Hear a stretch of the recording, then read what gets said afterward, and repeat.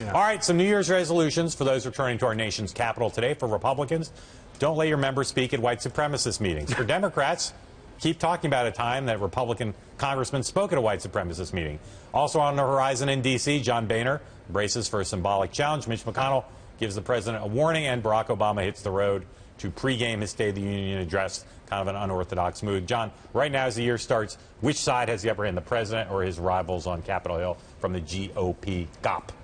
Well, look, I'll be a little contrarian about this. I think the president, in some respects, has the upper hand, and I think the reason is that Republicans have gotten very used to being in a posture of reflexive opposition. They've gotten great political benefits from that in Congress, but they haven't really had to legislate. They haven't really had to govern in any meaningful way. Those muscles have atrophied with them, and I think there are going to be a lot of these internecine spats that we're seeing. But beyond that, the question of whether these guys can actually get together and move a positive agenda, there's just no evidence. They're just not. They're out of practice. No question. And there's tons of things in the calendar that could trip them up in terms of deadlines. But I'll tell you, the other big thing they may have to deal with is the public may not be feeling the benefits of the improved economy yet as much as the president would like, but the press is now getting the message that the president would like them to get, which is the economy in a lot of ways is getting better. And the Republican message throughout the Obama years has been, this guy doesn't know how to run the economy. If the economy continues to improve, and that's an if the economy continues to improve, they're in trouble in terms of crafting a message. It might help them because they have to come up with something else, but in the short term, they will have to scramble to know what to say. I think that's right. And I think, look, I think the president actually,